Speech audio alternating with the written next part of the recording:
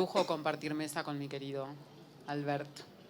La verdad es que a mí la etapa que a mí me sigue pareciendo más asombrosa de García Márquez, sobre todo porque es la etapa en la que, bueno, como siempre que se empieza, funda una manera de hacer las cosas, es la primera etapa, digamos, o sea, cuando él empieza a ser periodista. Me interesa mucho cuando uno repasa, digamos, esas columnas, esas crónicas que hacía. Las de la jirafa. Las de la jirafa, exactamente. Hace muchas cosas que a mí me recuerdan a un periodista argentino que se murió en el año 1942, que se llamaba Roberto Arlt. Y siento que son tipos que vivieron en una época en la que había que inventar el modo de hacer algunas cosas. Yo creo que García Márquez ahí con la jirafa, por ejemplo, empezó a hacer un tipo de columna en el que era, digamos, en el que el fuerte de la columna era la mirada, digamos. O sea, como que salir a la calle, mirar algo, qué mirar, qué ver, volver al periódico, todo el tiempo con algo para contar, para decir, y hacer un casamiento perfecto entre la forma y lo que se estaba contando, ¿no? A mí me parece que cuando uno mira en el tiempo, él era una persona muy joven, era un veinteañero, digamos. Un tipo que no había llegado al periodismo como se llega ahora, a través de escuelas, magísteres, una pasantía en un diario, etcétera, etcétera. Un periodista completamente silvestre, salvaje, un tipo que había estudiado abogacía, un tipo que venía de un lugar pequeño, digamos, y que de pronto, bueno, tenía este mundo para contar, y siento que inventó ahí una manera de contarlo. Y a mí eso, digo, viendo la juventud que tenía, la falta absoluta de experiencia, digamos. Ese es el fantasma de García Márquez que se está quejando, que todo lo que yo digo le está pareciendo una reverenda estupidez. Entonces digo eso, a mí me impresiona mucho ver cuando uno recorre esas columnas cómo con total desparpajo, con absoluta insolencia, el tipo utilizaba modos, formas, humor, se ponía a hablar de las cosas más disparatadas, digamos. Y si uno toma un poco el contexto de la época, los medios en esa época eran bastante más embarados, digamos, que lo que estaba haciendo él. Entonces a mí esa época me sigue pareciendo como muy refulgente, digamos. Por supuesto, después, bueno, todo lo que hizo más adelante con toda la historia de Relato de un náufrago, la manera en la que decidió contar esta historia, la forma en que la historia hizo lo que ya nadie hace en un periódico, subir el tiraje de un periódico, etcétera, etcétera, me produce como mucha admiración. Pero ese primer movimiento, ese primer gesto, ese fundar donde no había nada, eso que él fundó, que era como su mirada, su manera de ver, su forma de decir las cosas, a mí me parece muy impresionante, porque hace falta mucha certeza y mucha seguridad y tener muy claro dónde uno quiere ir para hacer una cosa así. Muy bien. ¿Y tú, Alberto? Bueno, a mí de esa primera etapa, buenas tardes para todos. Yo no sé si este micrófono... Hola, hola. Ah, este sí tiene buen sonido. Buenas tardes para todos. A mí de esa primera época de Gabo en el Universal de Cartagena me interesa todo esto que ha destacado Leila, la insolencia y una cierta despreocupación que se siente en todos los textos. O sea, es que son textos que se nota que están hechos en un lugar donde no se sienten las balas, no se siente el estrés de la guerra, no se siente el acoso de ninguna fuerza opresiva que pueda atentar contra la libertad que él se está inventando y de la cual está disfrutando. Gabo dice en sus memorias que en el Caribe colombiano lo que se sentía de los Andes era la fuerza del poder, las malas noticias, los impuestos, todo lo malo, decía él ahí, venía de allá. En el Caribe es más de Eros que de Tánatos, ¿sí? Entonces en el Caribe García Márquez se las arreglaba sin un cadáver para contar una historia. Él ahí adquirió en esa época que dice Leila un gusto que sería definitivo en la creación de su obra, que fue el gusto por la cultura popular, ¿sí? Por la interacción con la gente, por la oralidad. Si tú oyes tú a Gabo lo lees y lo oyes cuando escribe, porque tiene una prosa llena de música, y esa prosa llena de música se forjó en gran parte a través de su primera aproximación al periodismo, en esos primeros textos que de pronto no son los mejores de él desde el punto de vista estético y formal. No es el mejor Gabo, me parece a mí. Me parece que el mejor Gabo, desde el punto de vista estético, el Gabo sólido, que ya se siente como se le siente ya el virtuosismo, es el de las notas de prensa de los años 80, ¿sí? el del País, El Espectador. Del 80 al 84. Claro, que es barroco, pero al mismo tiempo es aforístico, que tiene humor, que es arbitrario, que es lúdico, que siempre está más interesado en seducir que en convencer, que nunca escribe para demostrar que tiene la razón, sino para hacerte pasar un buen rato. Me gusta mucho ese Gabo, el Gabo de las notas de prensa de los años 80. Y lo paradójico es que el Gabo de estos inicios en el Universal salió huyendo de la violencia, ¿no? En Bogotá, del Bogotazo, y digamos, se dedicó a escribir estos divertimentos sin el compromiso político, sino que estaba en una exploración del estilo, de su voz, y bueno, es un Gabo encantador, como ustedes dos lo recuerdan. Que tú miras los temas. Rojas Erazo compartía tribuna con García Márquez en el Universal. Rojas Erazo tiene una columna preciosa que es una elegía del hombre al que no le sucede nada. Entonces, hacer una columna sobre un hombre al que no le sucede nada en un periódico donde lo que se cuentan son las cosas de los hombres a los que sí le suceden, demuestra que ellos estaban un paso más allá. Ellos estaban viendo lo que no estaban viendo los editores de prensa de aquellos años. Sí, Gabo le podía dedicar una columna el día jueves, por ejemplo, ¿no? O qué sé yo, digo... Partir de los cables fueron fuente de inspiración para él, y se la jugaba toda en esos arranques maravillosos que hacía, como el de La Sirena Escamada, una criatura que tiene de mujer lo menos aprovechable. Esa era la facilidad, ya esos recursos de estilo se empiezan, digamos, a forjar en ese laboratorio que fue su primera columna. Bueno, pero no quiero desperdiciar la ocasión de que ustedes dos casualmente son cronistas, pero a la vez columnistas. Leila, por si no saben, porque a Leila la hemos seguido mucho como cronista, es columnista desde hace un año en El País de Madrid. Tiene una columna bellísima que es un ensayo breve, un tipo de ese tipo de columna que hacía García Márquez y que hizo Luis Tejada muchos años atrás. Claro. También conoces a Luis Tejada, claro, y que es un Roberto Art, ¿no? Sí, claro. con sus aguafuertes y sus impresiones. Entonces, quería saber esa doble militancia que hacen ustedes, porque eso es duro, en la columna y en el periodismo ya de largo aliento. ¿Qué les inspira a García Márquez cuando están cambiando, ¿no? de un género a otro? ¿En qué les ayuda a García Márquez cuando él cogía su caja de herramientas, echaba mano para escribir en un género y en el otro, pero siempre con su misma voz, obviamente?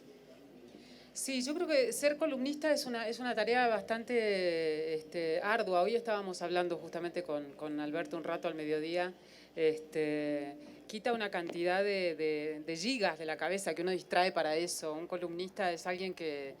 Bueno, yo creo que uno acepta hacer columnas porque no saben lo que se mete cuando básicamente hace columnas. Un columnista es alguien que está como todo el tiempo tratando de vivir y a la vez tratando de captar cosas. O sea, es una especie como de caníbal continuo de situaciones, ¿no? Come realidad todo el tiempo y después de todo eso que come, vomita, con perdón de la metáfora tan asquerosa. O fagocita mejor. Sí. Sí, regurgita algo en esas columnas.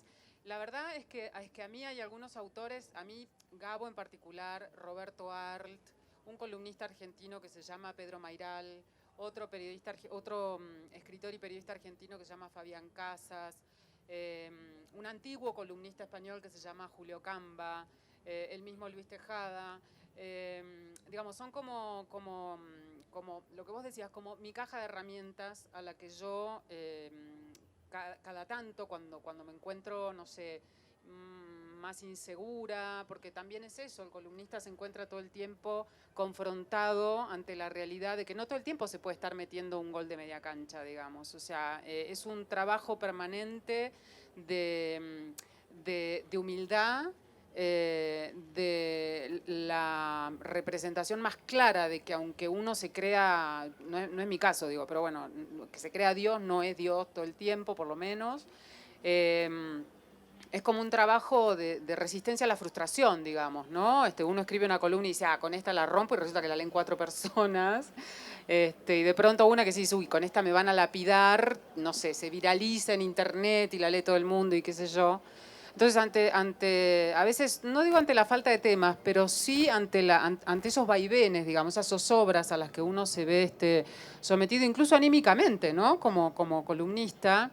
Yo recurro a estos autores que acabo de mencionar y a algunos otros, y los recorro y veo, digamos, no solo las cosas de las que hablaban, que eran como las más diversas cosas del mundo, qué sé yo, desde el día jueves hasta La Sirena, como decís vos, hasta, qué sé yo, Pedro Mairal hablando de un día en que fue con su hijo a McDonald's. Y descubro que en todos, más o menos las columnas que a mí más me gustan, tienen que ver siempre con alguna cuestión universal que las recorre. O sea, en el fondo, cuando García Márquez está hablando del día jueves o de la resaca que tuvo tal día tal persona, qué sé yo, está hablando de una cosa muy profunda de la condición humana, que tiene que ver con el desánimo, con el sinsentido existencial, con un montón de cosas amargas que nos recorren siempre. Entonces digo, a mí me sirve leerlo a él y me sirve leerlo a Arlt y me sirve sobre todo para recuperar esta idea de que ser columnista no es nada más contar una anécdota o decir una opinión, sino tratar de producir en alguien alguna cosa, digamos, por lo menos eso es lo que yo trato. Y cuando digo una cosa no hablo de cosas buenas, o sea, digo, yo creo que el columnista debe producir en los lectores cosas que también tengan que ver con el orden de la indignación. Yo creo que en esta época somos como muy políticamente correctos y releyendo a García Márquez y a Arlt y a toda esa gente que escribió en los años 40 y 50, uno se da cuenta un poco de lo que decía Alberto recién, esta cosa de la insolencia. Van contra, a veces hasta contra el sentido común, digamos, ¿no? Yo creo que si hubieran escrito aquellas columnas en estos días, con el mismo espíritu, a veces como tan políticamente incorrecto, bueno, muy probablemente en muchos casos los lincharían en la plaza pública, digamos, ¿no? Y estarían tan contentos de que la gente lo hiciera.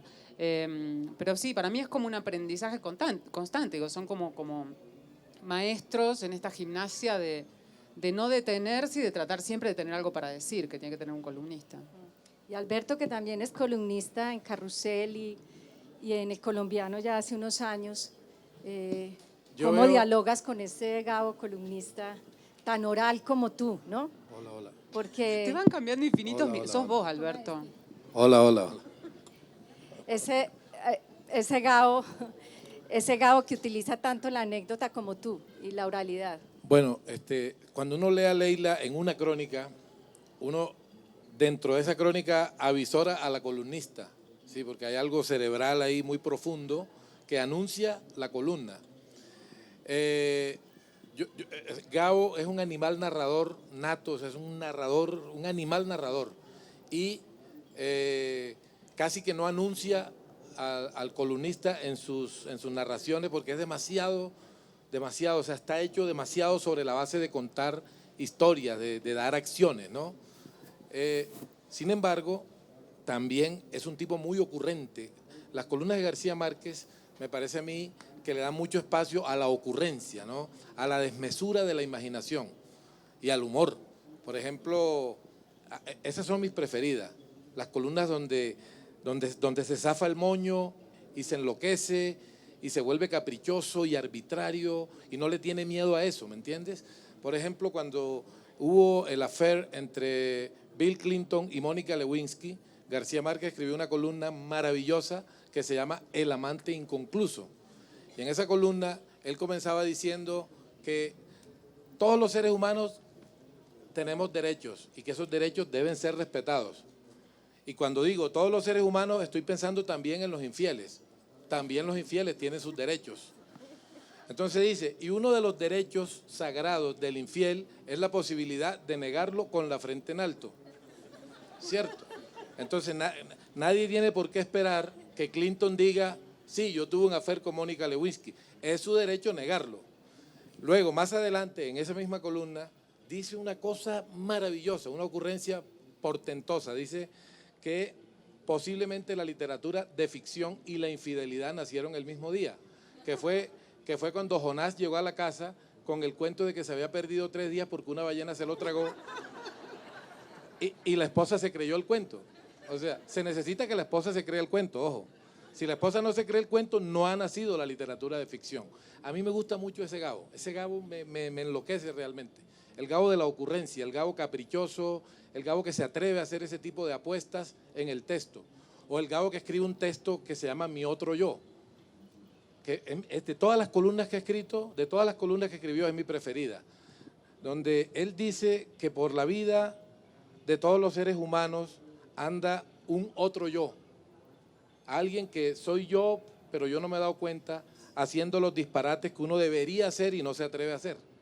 Entonces, como ejemplo de eso, cuenta que a veces se anuncia su presencia en un lugar donde él nunca ha estado, o que a veces encuentra en casa de sus amigos un libro firmado por él que él nunca firmó, o que a veces, entonces cuenta, por ejemplo, que un día lo llamaron de una aerolínea para ofrecerle excusas porque había llegado a esa aerolínea una carta de él quejándose del mal servicio y él nunca escribió esa carta.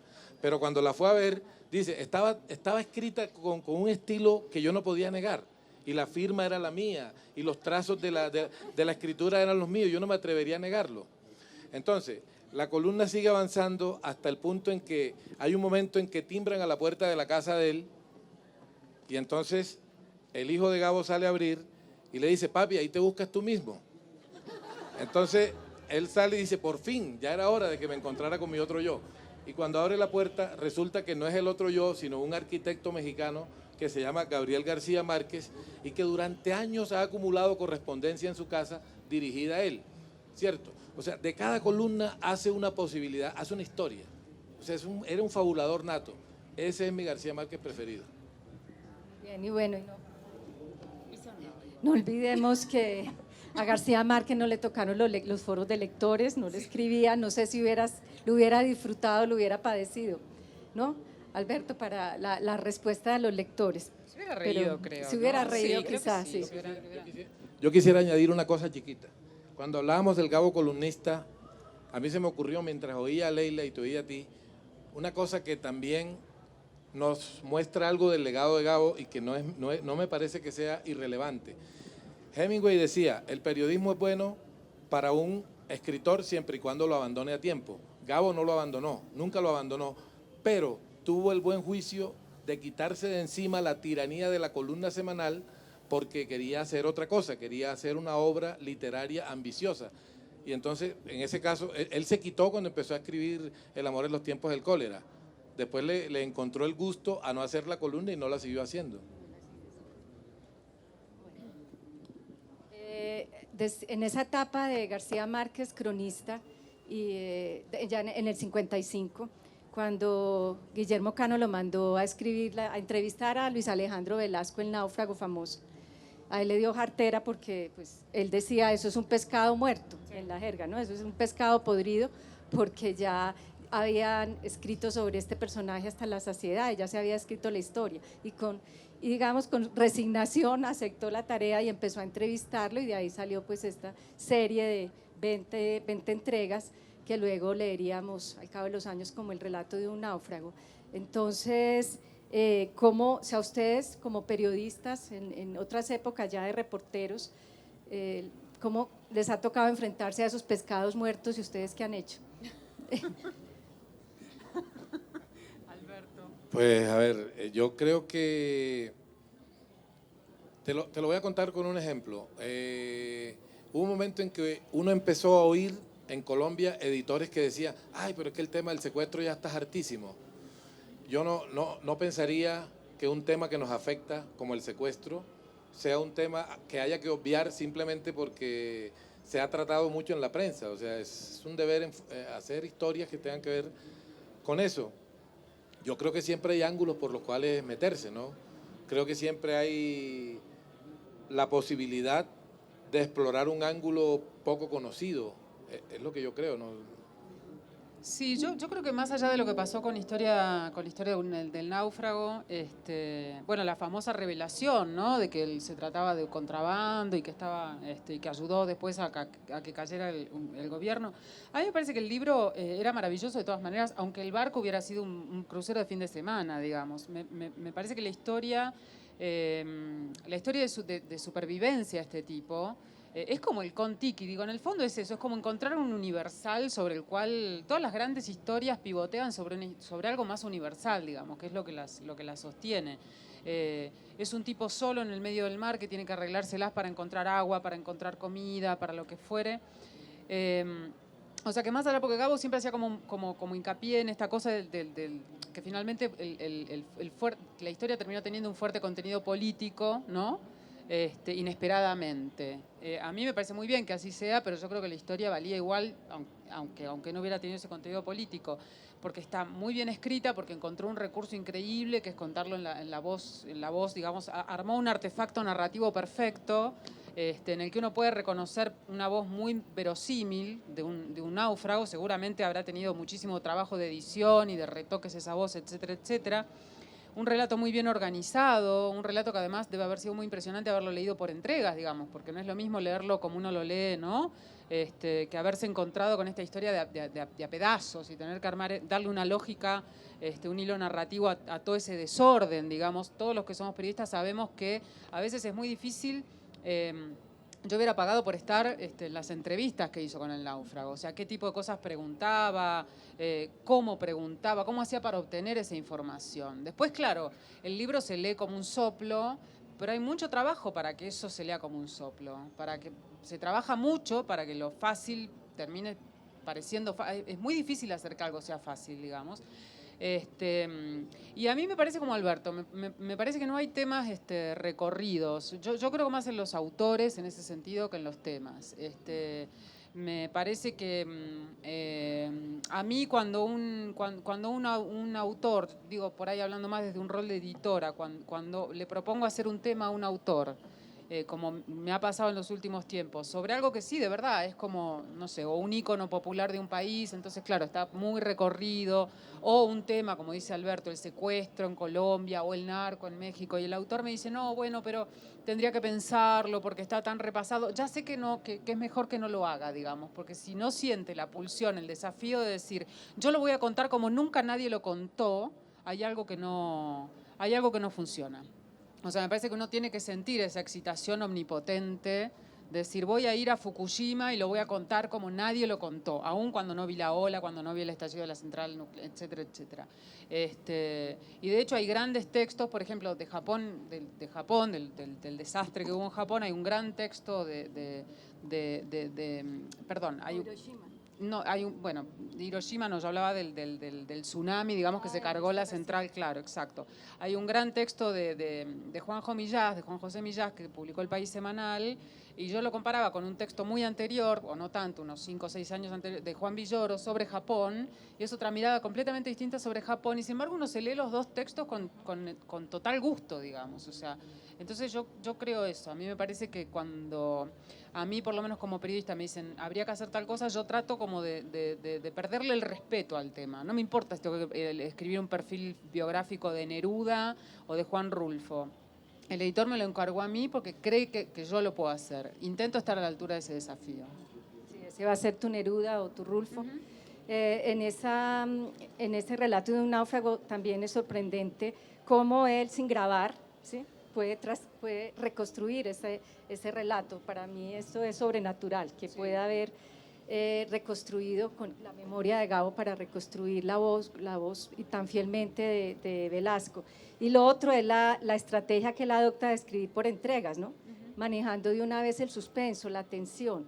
Él era un folletinista en últimas, esa etapa, esa faceta de, sí, como muy creo Dickens, que no se ha claro, trabajado suficiente como folletinista, y que luego cuando lo mandan a Europa, cuando el espectador lo manda a Europa, que está el espectador ya pues acosado por la dictadura de Rojas Pinilla, y él cuando se ve en la mala ya mal de fondos, Entonces, él todo lo manda por entregas, y, todos son series, todos son seriados. Eso es genial porque es la sobrevivencia, ¿no? ¿Cómo logro que me siga llegando el giro? Entonces, entregas, hasta que le cortan el chorro porque ya el espectador lo cierra, ¿no?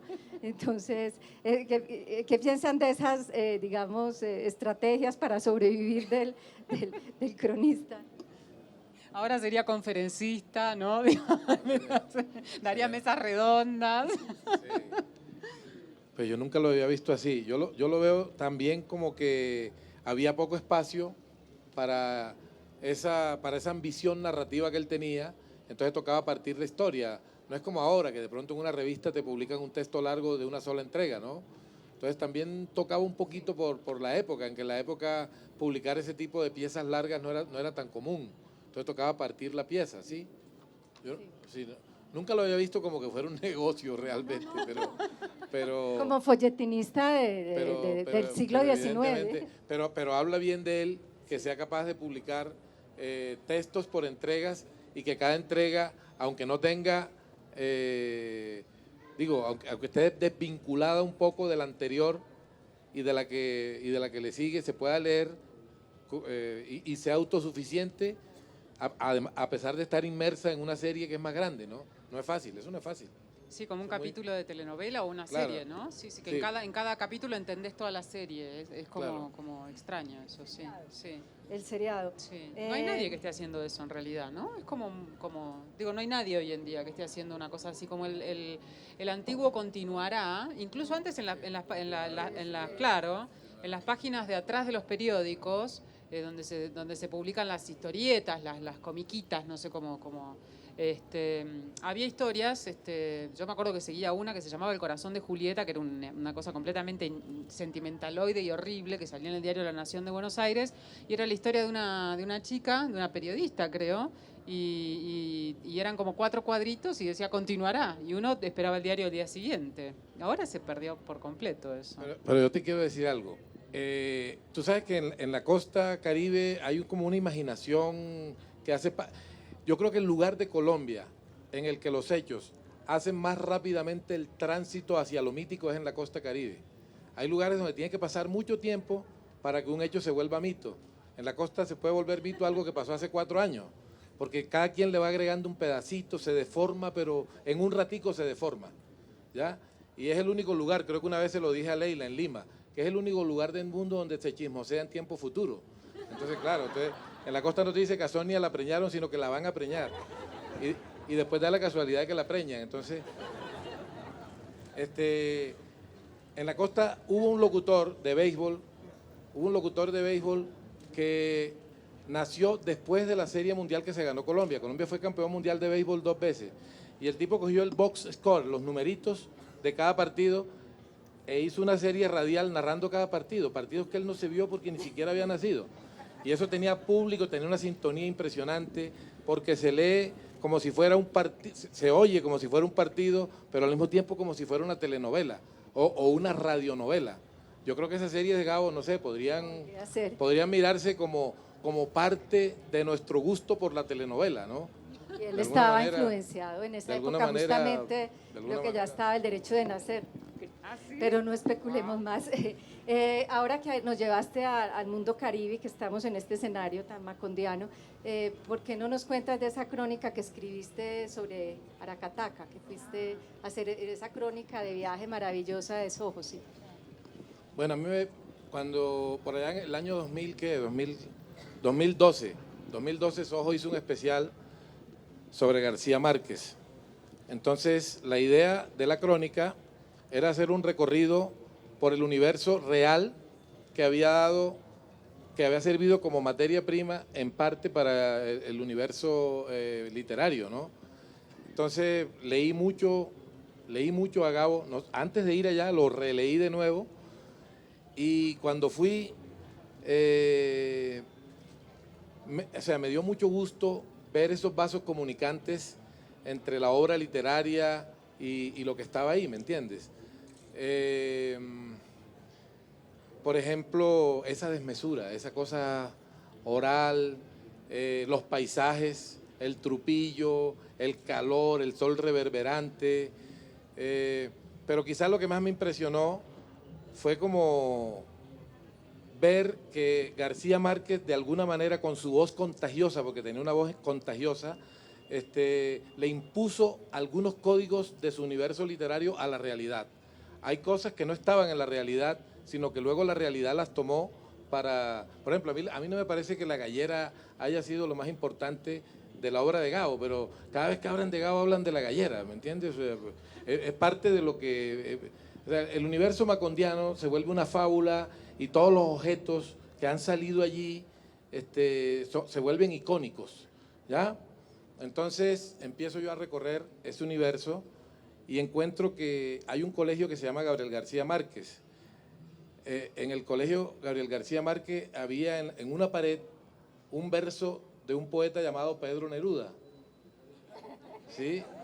Claro, Pedro Neruda. Entonces yo le digo al tipo, yo le digo al rector del colegio que si no será Pablo Neruda. Y él me dice, no, hombre, si da la misma vaina. Eso, la misma vaina. Tal. Entonces yo hablo... Que no se había leído a Gabo. No, el tipo no se había leído a Gabo nunca. Entonces yo llamo por teléfono a Ramón Illán Vaca, que es un escritor magdalenense, un escritor de la misma zona de García Márquez, y me cuenta una anécdota que me ayuda a entender eso que estaba viendo. Ramón me cuenta que en una ocasión, allí en la zona bananera que le sirvió de escenario a García Márquez para gran parte de su obra, una vez se puso a discutir con un tipo, y el tipo le dijo, es que eso es una espada de Demóstenes. Y Ramón lo corrigió y le dijo, será de Damocles.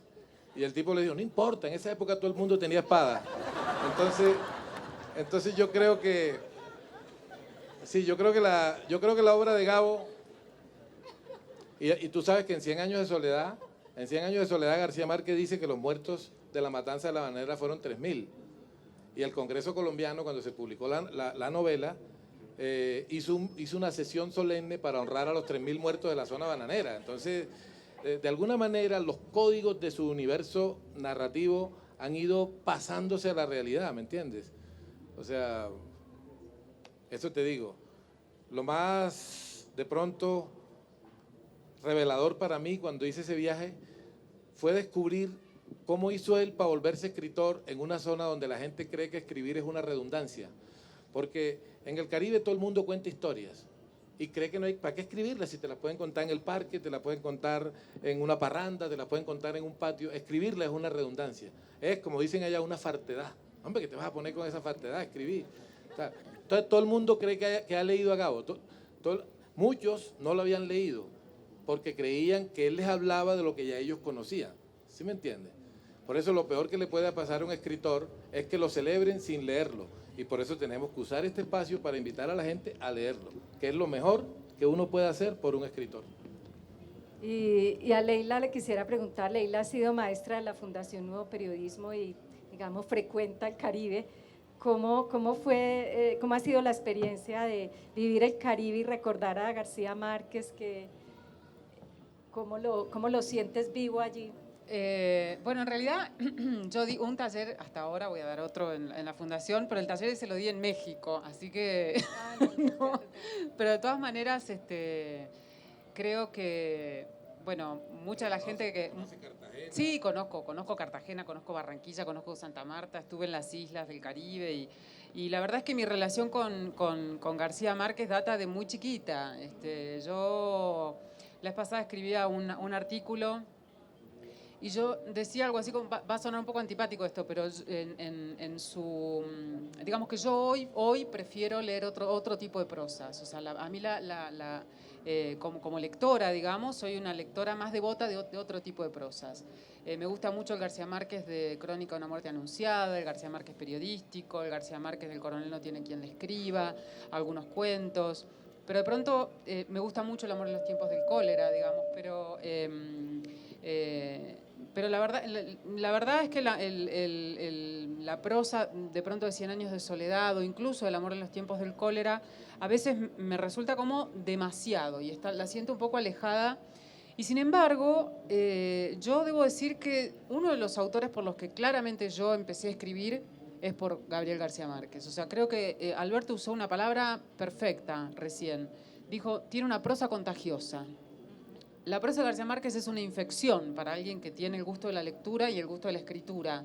O sea, para un lector que se prepara a escribir, es una infección, es completamente contagiosa. Y yo creo que con eso, todos los que pasamos por él, digamos, yo tengo esa deuda con él de toda la vida, nunca lo conocí, nunca lo crucé, y siempre me pareció un autor posible, digamos, un autor que no estaba como una especie de pedestal, como hay tantos, ¿no? Porque uno admira a muchos autores, qué sé yo, no sé, no era Faulkner, que de hecho era un autor que él admiraba, no era Thomas Mann, que también era un autor que me gustaba, digamos, era un tipo, uno podía escribir como García Márquez, en algún momento, digo, no digo que yo escriba como García Márquez, pero digo, eran tipos como Cortázar, te ponían las cosas ahí, te decían, todo depende de que te guste, digamos. Y yo me acuerdo que cuando empecé a leer a García Márquez, lo primero que leí de él fue El coronel no tiene quien la escriba, que en realidad me lo leyó mi papá. Fíjate qué libro para leerle a una niña. Era muy chica, a los 8, 9 años.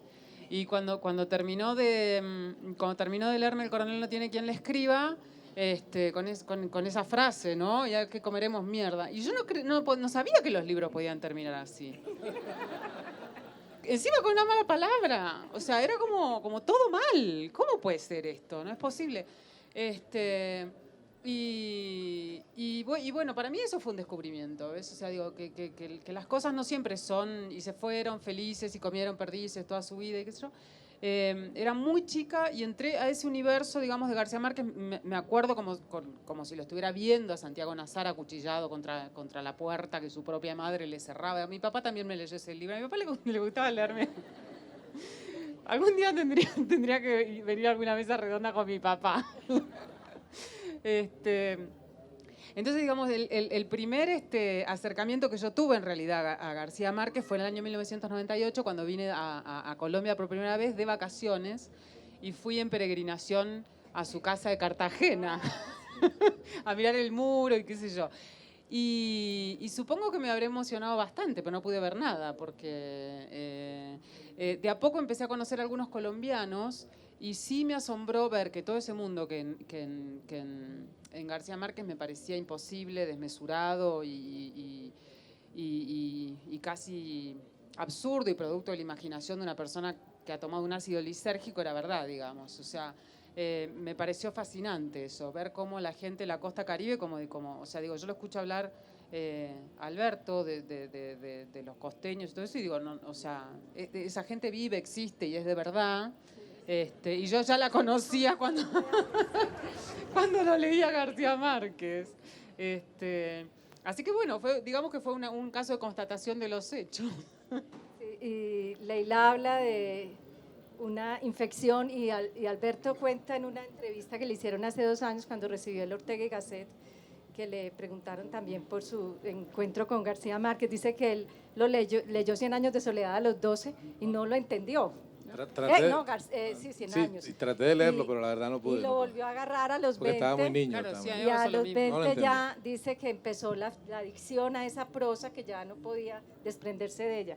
Entonces, yo he dicho también que Gabo es encoñador, o sea, que es una prosa que encoña, claro, es una prosa que encoña. Eso es más gráfico. Genera más gráfico y más sabroso. Okay. Sí, genera eso, genera como ese encanto, como esa adicción. Yo sé que, digamos, algunas de sus novelas, como lo decía Leila ahorita, se sienten un trip barroco para la época, pero él sigue siendo un autor de ayer, de hoy y de mañana. Es universal porque en esencia se ha ocupado de grandes conflictos de la condición humana y lo ha hecho con profundidad. Hay otra cosa que a mí me parece importante resaltar del Gabo narrador, y es un hombre que ha tenido una reflexión profunda sobre el oficio. Él no ha sido un tipo que se ha sentado a que las musas le soplen la historia. Es un hombre que realmente se ha cultivado como narrador. Era un lector voraz, y hay un consejo que da Adolfo Bioy Casares, que cuando yo lo leí, yo sentí que este tipo me había aclarado mucho con ese consejo. Adolfo Bioy Casares, el escritor argentino, decía que un escritor debe aprender a contarse las historias a sí mismo. Contarse las historias a sí mismo es pensar la historia, saber cómo la vas a escribir, tener una reflexión previa que te ayude a organizar los datos, a organizar el curso que va a seguir la historia. Y en eso Gabo era un maestro. O sea, las historias de él siempre están cosidas, siempre están bien articuladas, ¿no? En Gabo hay un recurso, una ironía universal, pero a la vez un mamagallismo más local, ¿no? Hablemos de eso y hablemos de la anécdota. ¿Será que a él se le facilitó seguramente ser cronista porque veía el mundo desde la anécdota, ¿no? Todo lo veía desde la anécdota. ¿Qué piensan ustedes de esos recursos supremos de Gabo para el cronista, básicamente? Mira, lo más abominable para mí es un escritor que se queda en la anécdota, pero también me genera sospecha el que nunca usa la anécdota.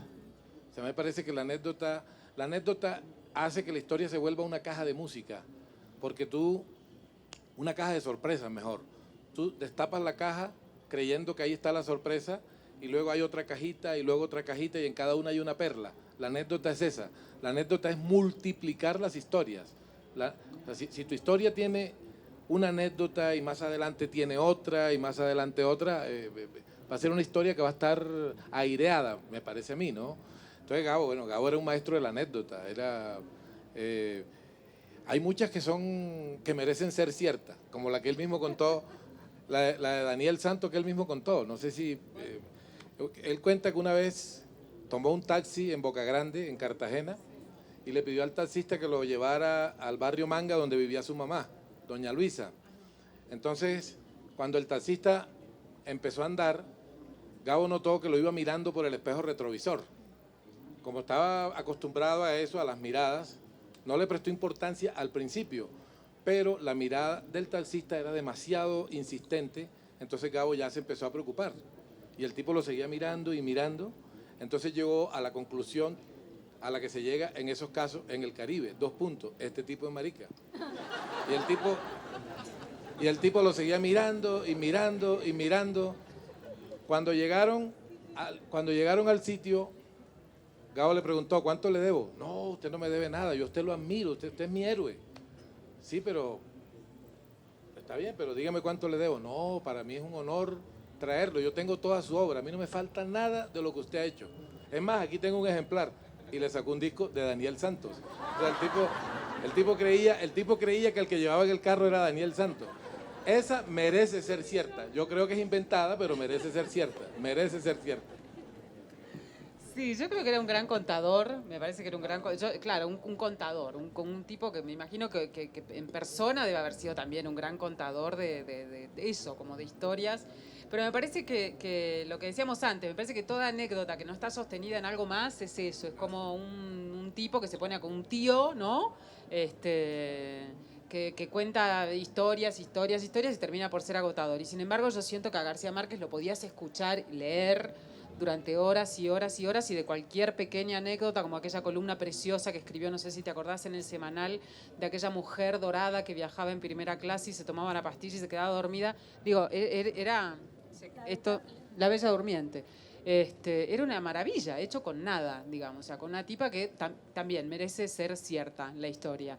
Pero me parece que además lo que hacía García Márquez era sumarle, Piglia dice que el estilo es una convicción, sobre todo, el estilo de un escritor.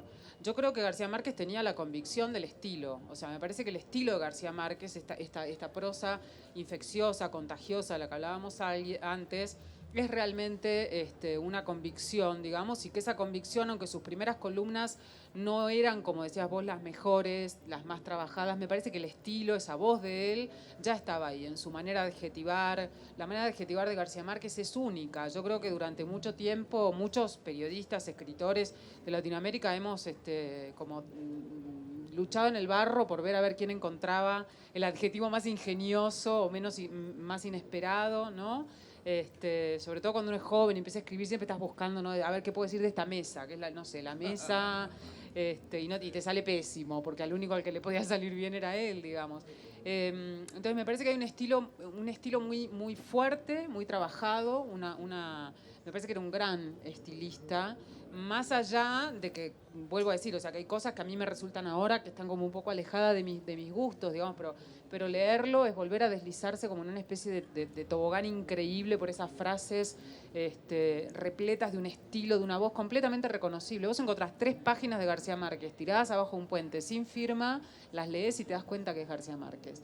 Entonces me parece que sumaba a la historia potente, digamos, que tenía siempre para contar, un estilo muy impresionante, y que ese estilo lo usó tanto en la literatura de ficción como en la literatura de no ficción. Y a mí lo que me parece admirable de García Márquez es que siento que siempre creyó en el oficio periodístico como un oficio al que valía la pena entregarle todo, digamos. O sea, nunca, de hecho, después de recibir el premio Nobel, cuando ya tenía todos los honores que podía tener alguien como un gran escritor de ficción, fundó la Fundación, Nuevo Periodismo Iberoamericano. Podría haber hecho cualquier otra cosa o nada. Podría haber hecho una beca para poetas, un premio para novelistas o lo que fuere.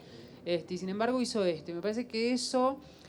Y si en aquel momento le hubieran preguntado a la gente por la calle qué obra conoce de Gabriel García Márquez, probablemente no hubieran mencionado la obra periodística. No sé si hubieran dicho el libro de Miguel Litín o Relato de un náufrago. Todo el mundo hubiera dicho 100 años de soledad, El amor en los tiempos del cólera. Y me parece que ese gesto es todo un gesto, digamos, todo un gesto político, todo un gesto, es como decir, el camino es por ahí. Y de hecho lo dijo con palabras concretas. Dijo, es por la crónica, es por el reportaje, es por ahí.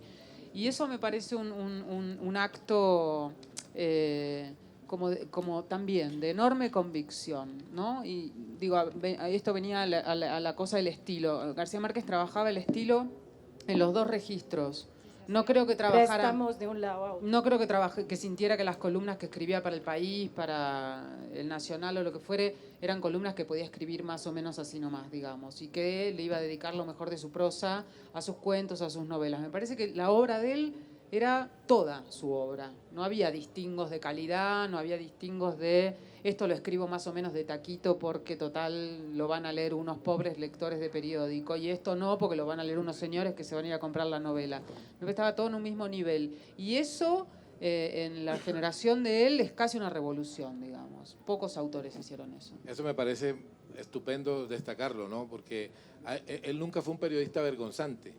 Tú sabes que hay mucha gente que utiliza la condición de periodista de un escritor por debajearlo, ¿sí? En España a Azorín le dijeron, no, en el fondo no es más que un pobre periodista, como una forma, y él nunca se inmutó, él fue periodista orgulloso, fue periodista con la frente en alto y le dedicó al periodismo mucho tiempo, le dedicó muchas de sus mejores horas, ¿no?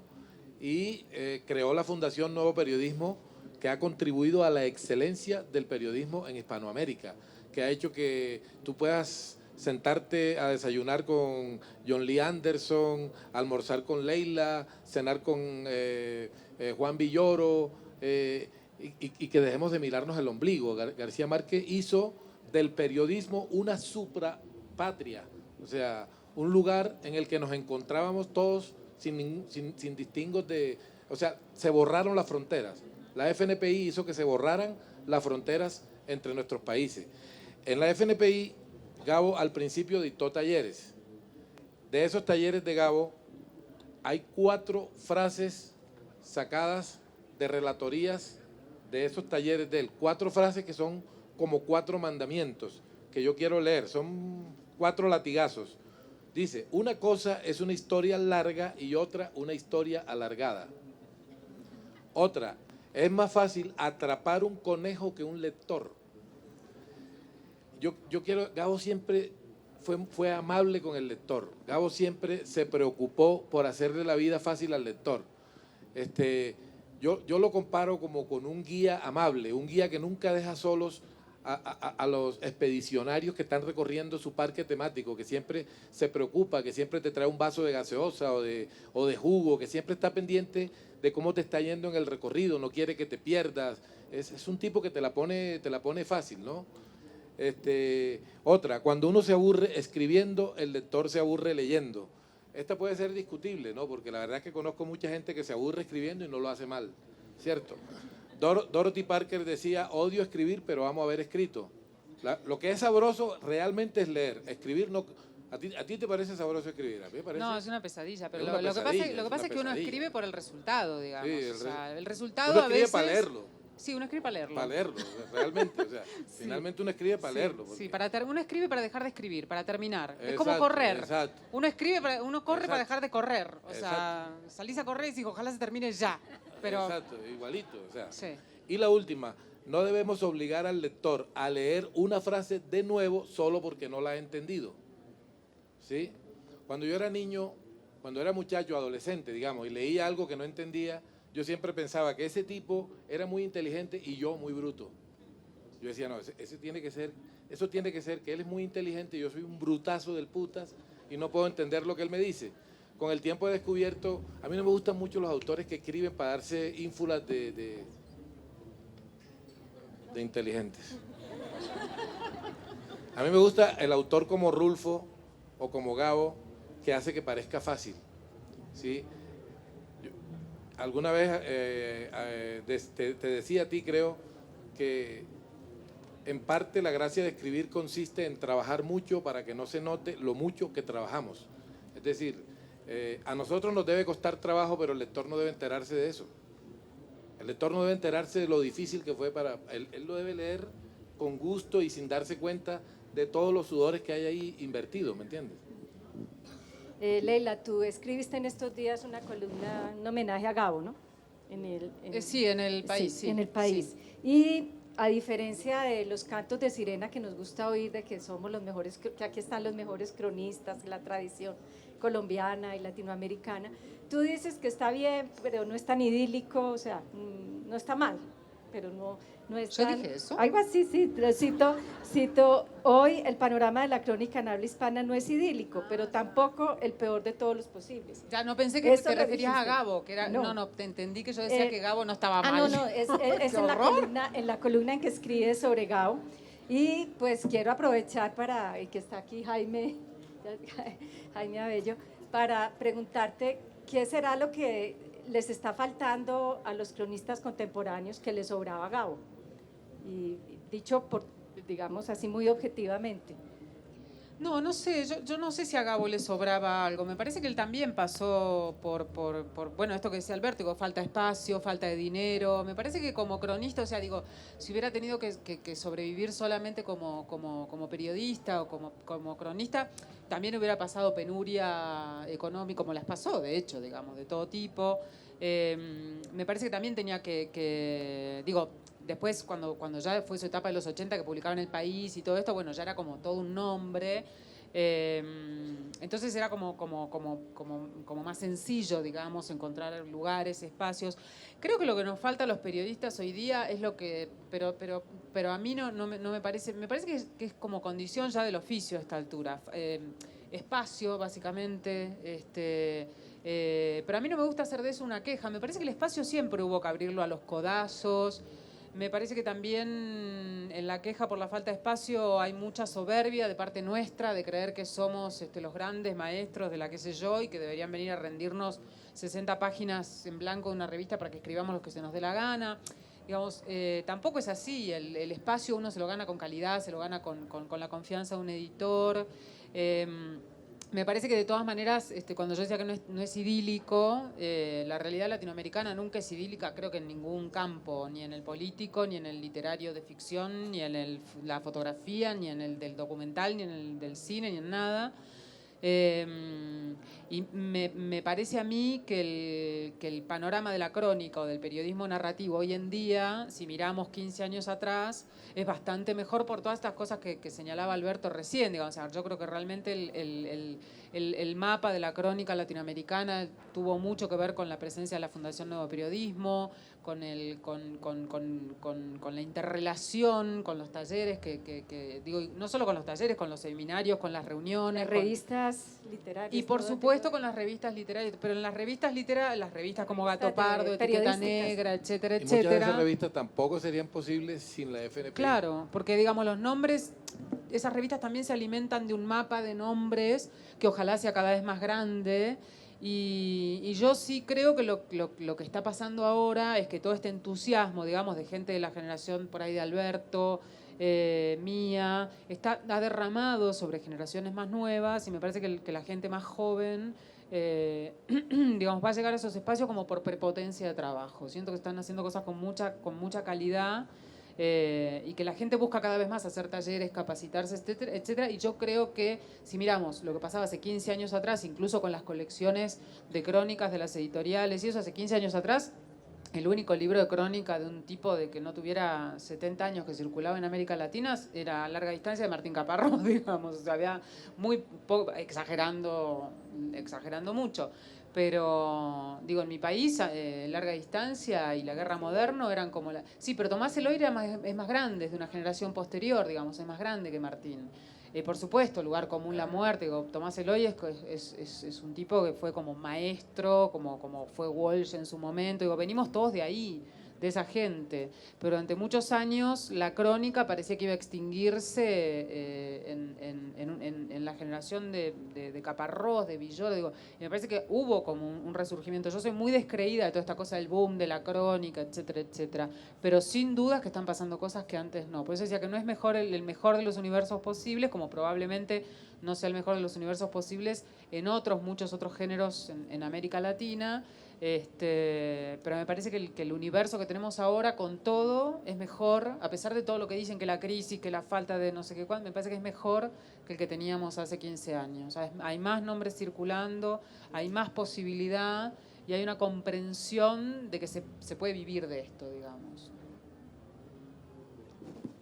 Hola, hola. Cuando yo empecé a hacer crónicas, había poco espacio para eso, ¿no? Y poca gente que creyera en el género.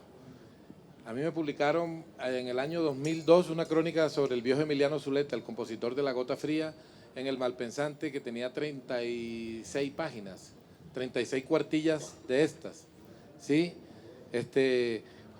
No hubiera podido salir en ninguna otra parte. O sea, tenía que salir en una revista así porque los demás lo hubieran desestimado, ¿no? Entonces yo siempre he creído que lo que decía Leila, que la crónica es una apuesta personal y que no hay que hacerla sobre la base de la queja. En el periódico El Tiempo había un editor, no me acuerdo quién era, que tenía a la entrada de su oficina un letrero que decía: si necesita más espacio, vaya a la NASA. O sea, yo creo que de pronto lo que yo añadiría para complementar lo que dice Leila es que ahora la crónica se ha vuelto, me parece, yo veo ahora mucha crónica como ornamental, ¿no? Como escenitas pintorescas que cuentan con cierta gracia y con cierta dignidad narrativa un hecho, pero no van más allá. O sea, falta contexto, reportería, ¿no? Sí, falta una visión más arriesgada, más profunda, que se salga un poquito del modelo y del molde, porque ya se está como volviendo un molde, ¿sí? Sí, ya hay mucha fórmula. Y también me ofusca un poco como la insistencia en la pornomiseria, ¿no? En la cosa, en el jodido, en el rengo, en el cojo, en el tuerto. Digo, todos merecen respeto, claro que sí, pero me parece que la crónica, el periodismo narrativo en general, tiene un compromiso que va más allá de eso, ¿no? Y que... No, solo decir que sí, es verdad esto de las crónicas ornamentales, pero también creo que cuando hay más producción es normal que parte de esa producción no sea del todo buena, ¿no? Eso me parece una buena noticia. O sea, que haya cosas malas porque hay como más también, ¿no? Pero sí me parece que hay un riesgo y es pensar eso, como olvidarse un poco de que esto es periodismo y que solo se trata de que llego yo con mi mirada y entonces lo escribo bonito y me quedo 2 días en un lugar y vuelvo con la gran crónica de la isla de Lampedusa y me quedé 2 días, digamos, y no... pero bueno, ahí también hay un editor responsable que publica eso, digamos, ¿no? Yo no lo publicaría, qué sé yo. Y por otra parte está el otro riesgo, que es esta cosa de que todo el mundo cree ahora que si no hace una pieza de periodismo narrativo no es periodista, digamos, ¿no? Eso sí me parece una cosa, no sé, a mí que por momentos me encantaría hacer, digo, yo no tengo ninguna de las habilidades o talentos que tiene un periodista de periódico, ninguna. O sea, ignoro cómo se hace eso, no tengo idea. Me pones en un periódico y fracaso en 2 minutos, lo hundo, me echan. Ahí tenemos a José Navia, Ajá, que es hola. un gran cronista, colombiano, y un día, bueno, una de las muchas veces que hemos ido a almorzar, porque, bueno, yo no sé si nosotros somos unos glotones que conversan o unos conversadores que comen mucho, pero el caso es que en uno de esos almuerzos José me contó que cuando él empezó a trabajar en el periódico El Tiempo, siempre lo chiviaban. Chiviar es que alguien da una primicia que tú pudiste haber dado. O sea, él iba a ruedas de prensa donde se hablaba de algo que era muy impactante, muy noticioso, y él no lo percibía a pesar de que estaba en la rueda de prensa, porque estaba pendiente de las uñas del ministro, de la mancha de grasa que tenía en la chaqueta. Entonces, al otro día, en El Espectador salía en primera página la expedición de un decreto que iba a impactar el país, que a José se le había escapado porque estaba mirando los zapatos del ministro. Esas son las habilidades a las cuales te refieres, ¿no? Que de alguna manera nosotros tenemos una forma de mirar la realidad. Yo creería que el cronista no entra a la casa por la puerta principal, sino por el cuartico del servicio, por allá atrás. Y evidentemente todo lo que pasa en la sala principal a veces se nos escapa, ¿sí? Sí, bueno, yo creo que lo que pasa en la sala principal también hay que mirarlo, Claro que pero sí. lo que pasa es que uno lo mira con otros tiempos, uno llega a eso con otros tiempos. O sea, a mí lo que no me sale bien es la urgencia, o sea, yo soy muy lenta para pensar. Entonces, poder volver de una rueda de prensa y decir lo importante de esta rueda de prensa fue esto, a mí me toma 10 días. Y obviamente eso es completamente incompatible con la vida en un Podrías periodo. fundar un periódico con... Tú hubieras podido trabajar en el famoso libro de diálogos entre Borges y Sábato. Hay un momento en que empiezan a hablar mal del periodismo los dos.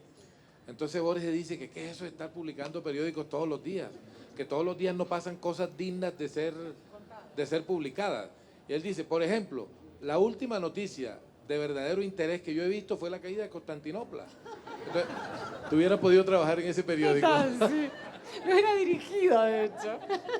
Totalmente, sí.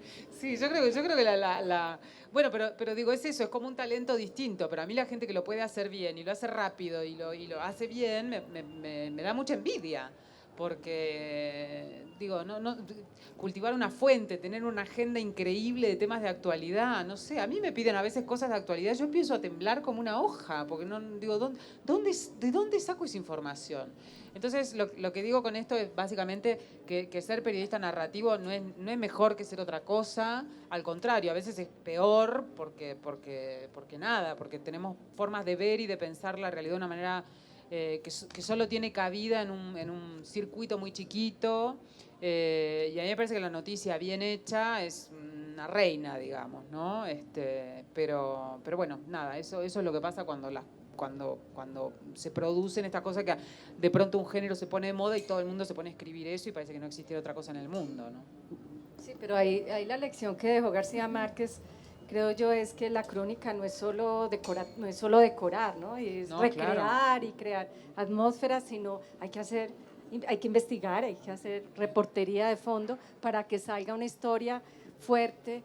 Incluso Gabo hacía reportería para las novelas. No tendría que haberla hecho y la hacía también. En o sea, Crónica de una muerte anunciada son como 45 fuentes, incluyéndose él. Incluso yo tengo aquí un pedazo, mira, yo tengo un pedazo aquí donde se ve cómo el cronista le echa una mano al novelista, ¿sí? Él describe... Un segundo. Gabo dice en un momento que, en una entrevista, dice, si tú en un párrafo cuentas que los elefantes volaron, la gente te va a preguntar, ¿y eso cómo es? Porque ¿de dónde sacas que los elefantes volaron? Pero si tú dices que los 243 elefantes volaron, ya eso tiene más credibilidad porque el número te ayuda. O sea, eso está en el texto que escribió sobre Janet Cook, la tipa que sí, que... Jane Cook, sí. Donde tiene una frase maravillosa también, en esa crónica, en esa columna sobre Jane Cook, dice que está bien que a Jane Cook le hubieran quitado el premio Pulitzer porque era mentirosa, pero que era urgente darle el Nobel de Literatura, que ese sí lo merecía. Mira este párrafo, dice, Florentino Ariza, como ya se dieron cuenta del amor en los tiempos del cólera, Florentino Ariza no tuvo nunca más una oportunidad de ver a solas a Fermina Daza, ni de hablar a solas con ella en los tantos encuentros de sus muy largas vidas, hasta 51 años y 9 meses y 4 días después, eso es puro recurso de periodista. Eso es El dato que le da eso es pura, verosimilitud. pura secuela. Ese es el reportero metiéndose en la vida del novelista. La obra de Gabo está llena de eso, ¿no? O, por ejemplo, esta descripción. Ningún periodista en Cartagena ha descrito a la ciudad con tanta belleza como lo hace Gabo.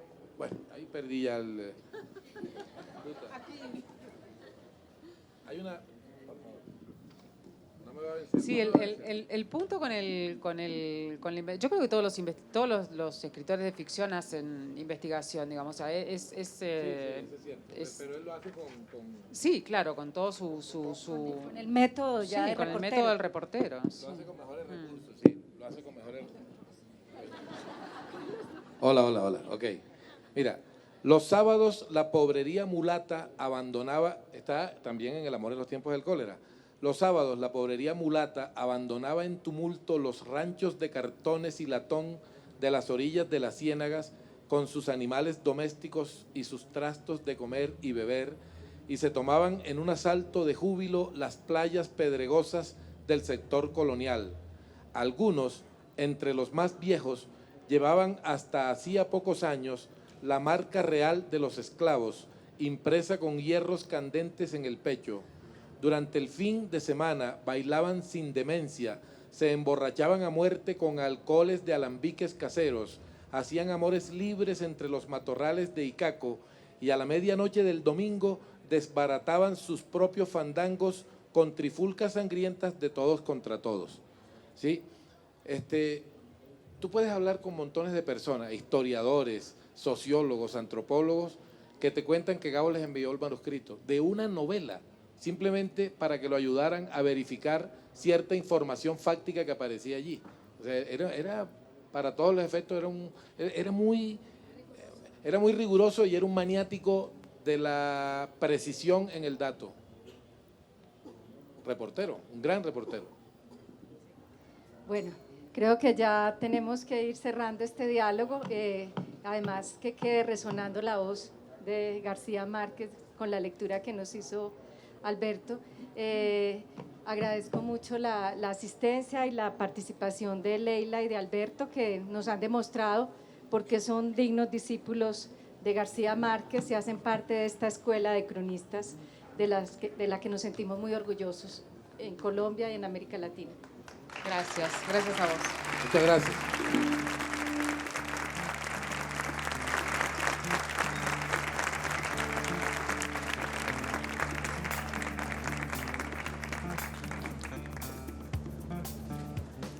Fueron historias, anécdotas, vivencias y puntos de vista de uno de los mejores cronistas de nuestro país, Alberto Salcedo, al lado también de una invitada internacional desde Argentina. Estuvo con nosotros entonces Lilia Guerriero. Ella es escritora y también periodista argentina. En esta charla, en esta conversación tan maravillosa sobre Gabo y la crónica. Mañana los esperamos nuevamente a partir de las 5 de la tarde con Gabo y la política. Solo aquí en Canal Capital, el canal oficial de los grandes eventos de Bogotá. Que tengan una feliz noche.